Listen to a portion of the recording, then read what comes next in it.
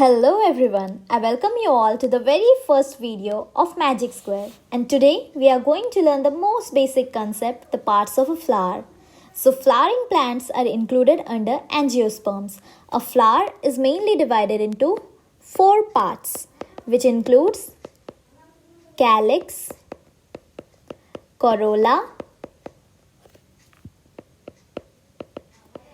androecium,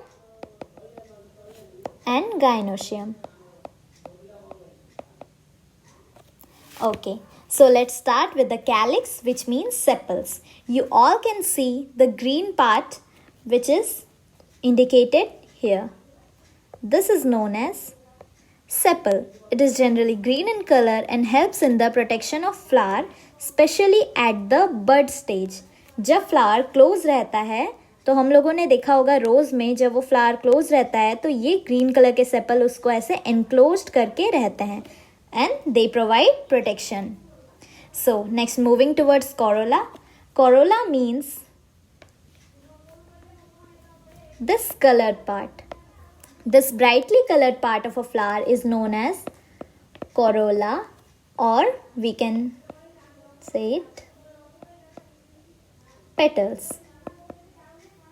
Okay, so these are sepals, means calyx, and this colored part is petal. Sepals and petals. Sepals, you can remember sepals are generally green in color, they will be green. And corolla, the petals, they may be variously colored. Okay, they will be attractive and brightly colored. Okay, so next moving towards androecium. Androecium, it is the male reproductive part. It is the male reproductive part of a flower. This generally includes two parts. It is divided into two parts, anther and filament. I repeat, it is divided into two parts, the anther and filament. Anther is generally bilobed. Bi means it is having two lobes. You can see here, it is having two lobes. It is divided into two lobes. Okay, so male reproductive part is divided into two parts, anther and filament. You can see the stalk like structure. This is known as filament and this lobed structure is known as anther. Then what are the function of anther? Anther, it produces pollens. It produces pollens. And what is the function of filament?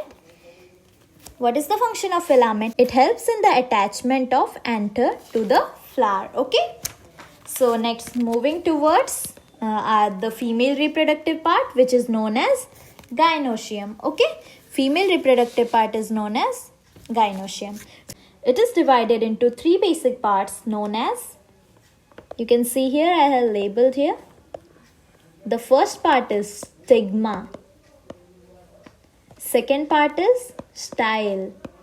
And the lowermost part is ovary.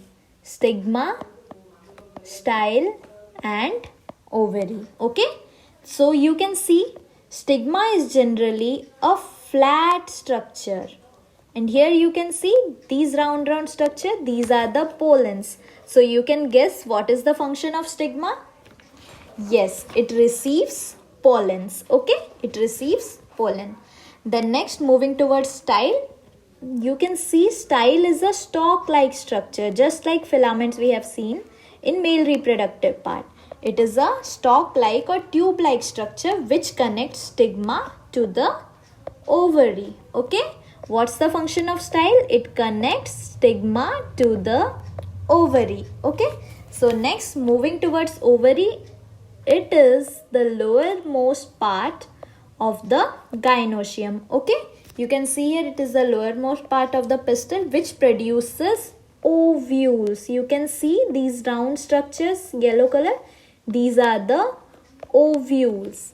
So you can label it here, these are the ovules. Okay, so we have completed the male reproductive part and the female reproductive part.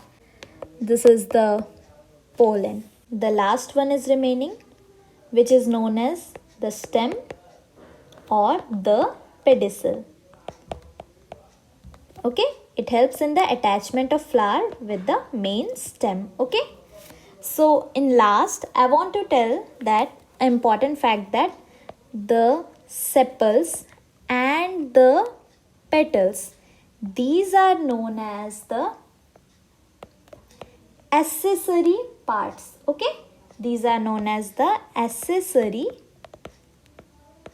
parts, and the androecium and gynoecium, these are known as the essential parts of a flower. Okay, so essential parts mean these parts are required, and accessory parts mean these helps in the reproduction or the generation of flowers. Okay, so with this we complete our first class, the basic parts of flower, and in the next class we are going to learn estivation and its types. So keep studying and follow our page. Thank you.